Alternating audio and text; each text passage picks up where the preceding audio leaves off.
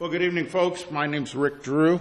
I am the President of the Board of Directors. Al's had a commitment tonight. He's at the initial startup of the Man of the Year contest. He's been nominated by the Samuel Dixon Foundation for Man of the Year, so they all get together and get a picture and all that, so he'll be here a little later on as soon as he's done getting his picture taken. So anyway, this evening, as usual, we'll have our call to order, flag salute, and we'll have a presentation about Skyline Ranch, and we'll have a presentation about Christy Smith and our State Assembly District, and then I'll talk about Whitaker Burmite a little bit. Guess I look down here. Then Doug Frazier will talk about the Manufactured Home Rent Adjustment Panel, and then Al should be back by then, and he's going to make a presentation on the sanitation district and the water recycling for the city. We'll have our form of public participation, 5 people, 1 minute apiece, sign up in the back. We'll do our meeting preview, and we'll adjourn probably a little before 9 o'clock. Well, Judy, if you lead us in the flag salute, please. Please stand. Hand over your heart. I pledge allegiance to the flag of the United States of America and to the republic for which it stands, one nation, under God, indivisible, with liberty and justice for all.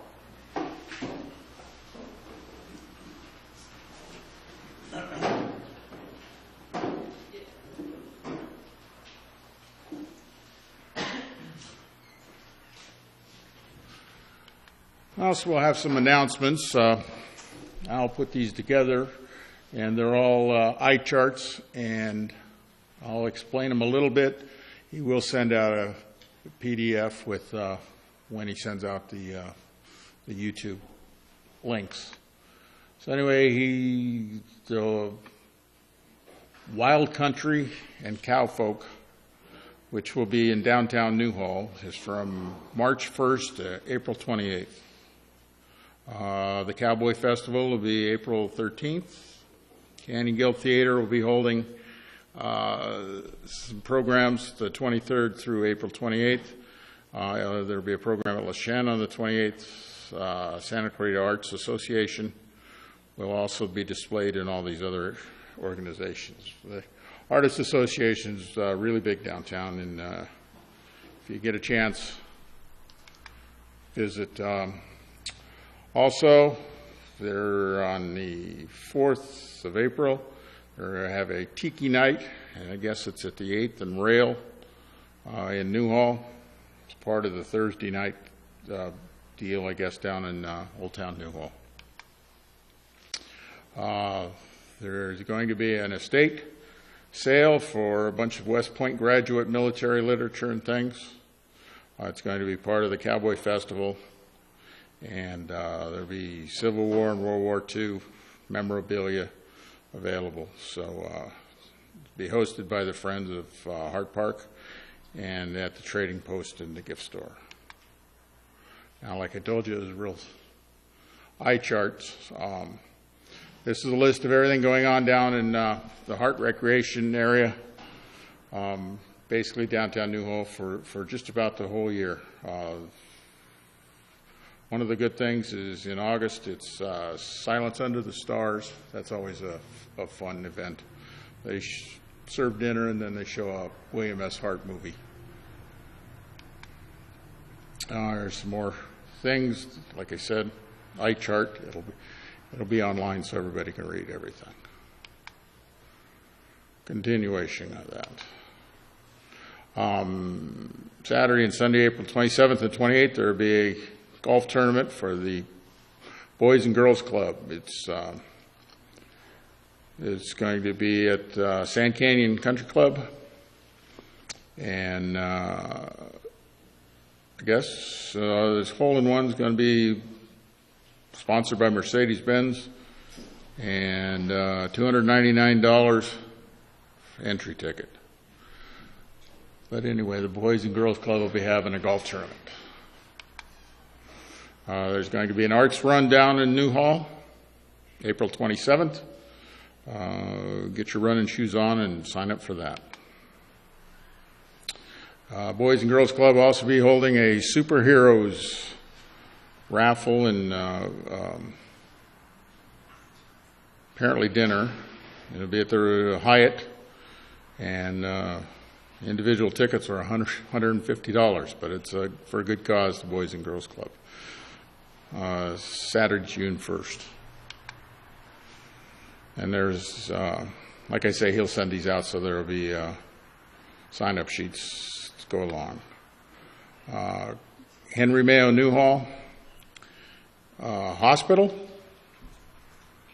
is starting a community education program, and it will be free to the public, and we're working on trying to get them here next month so they can tell us all about this program. Well, I just want to let you know that I am misunderstood, or I shouldn't be misunderstood, but there was a recent article in the paper about some of the things that I've done to the school districts that I reside in. That's the Hart, Saugus, and College of the Canyons. And basically there was a law passed early in the year that said that the public agencies had to link, have a prominent link on their homepage that took you to the current agenda of the governing body for that agency.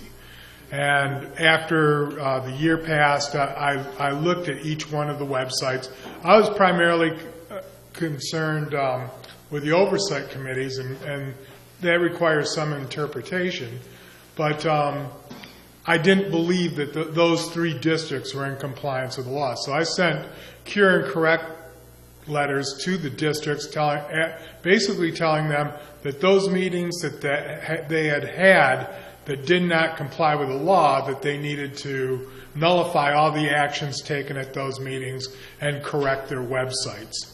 So I feel, and I think the article pointed out, that the Saugus district and the Hart district readily conceded that my points were valid and that they were going to take the necessary actions to correct their website so that people can easily find their agendas on the website.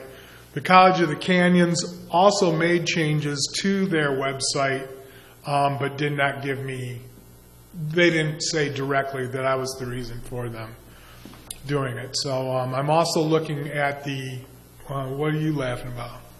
You got? I'm just thinking that, but Diane had probably said that. I'm also looking at the oversight committee agendas. I try to monitor as many bond oversight committees as I can. Not that they actually do anything. They really aren't able to affect anything to do with the bonds that I've been able to find. But it is interesting in looking at the audits that do come in. And generally speaking, the education code says that the link for the oversight committees has to be the same as that for the governing board. And so the Hart District has put a direct link on the front page of their home page to the agenda for the oversight committee. And what a lot of these districts do is they have what are known as contextual links, where you have to click on the board, then go through the menu of items that are for the board and have a board agenda. So it's not a direct link to the agenda.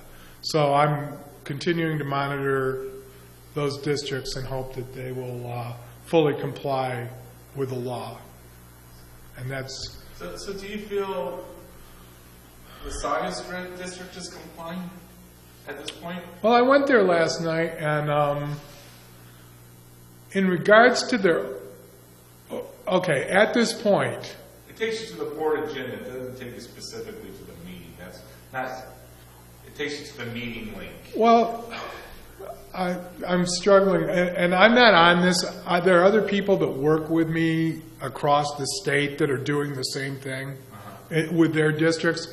And the one for Saugus, you have to scroll down. The board agendas are not at the top of the page. At the top of the web page, they have like follow us on Facebook, follow us on Twitter, stuff, and then you have to scroll down farther to find the board agenda. So are you talking about, okay, so once you go down and you click on, you scroll down, you go to board agenda, it takes you to a list of meetings with the current meeting being at the top. I feel that is compliance. I feel like that is complying. My point with Saugus. Direct, I guess. So. I'm sorry? I said, what is direct? Well, that's true. I mean, on their oversight committee, you click on now the oversight committee, and it takes you directly to the agenda of the meeting that they most recently had. So, you know what? I mean, I felt like I had some success, and was it perfect? I mean, you can Sulphur. I haven't checked out Sulphur Springs. I don't chase. But do you put it at the top, and it goes to a current agenda, or does it go to a list of agendas?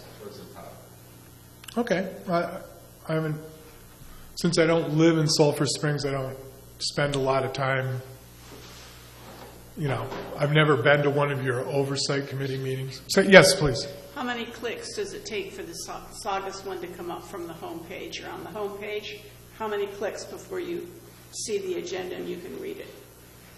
Well, if you scroll down, when the website opens up, and I don't know whether this is different on a mobile device or a desktop device or whatever, you have to scroll down to find the thing for the agenda. So you click on that once, and then it takes you to a list of current and past agendas. So there are 2 clicks on Pretty good. that. Well, the districts use California School Board Association's agenda, so that's going to be pretty common amongst the elementary and higher districts. Are you saying the board docs or whatever that program is? I mean, there are a lot of other requirements regarding it being searchable and indexable, and I haven't even got into that.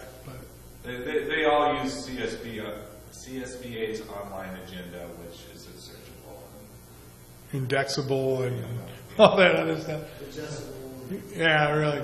But anyway, so I'm monitoring, their compliance with that, and that's what the recent article is about. Thank you. Okay. For next month, I hope we'll have an update on the Canyon Country Community Center and know more about the groundbreaking than a little bit of dirt that got shoveled. I don't know if everybody's aware of it, but Daniel Rebus, the head of code inspection, has left the code enforcement, has left the city. He no longer works for the city now. And what had happened was 2 months ago, I actually called him and asked him for some information related to the senior housing agreements that the city had with senior housing. This came out of the Senior Center Advisory Council, and he put Aaron Lay to work to go and find that out for him. Well, he called me, this would have to be now 2 weeks ago, to let me know that he was leaving and that Aaron was on vacation. I'll be checking with her and seeing what I can find out. But Mayor McLean is scheduled to go to the Senior Center Advisory Council next month, which will be before our meeting. So I'll try to pass along what she said. Also, today I found out that Henry Mayo has a lot of free community classes. It was in the announcements. And they have a community outreach group that is willing to come to different places and give presentations and also announce what classes they would have relative to health and wellness. And so I asked them if they'd come and present, and they said that they would. And then we'll probably have a lot of other things.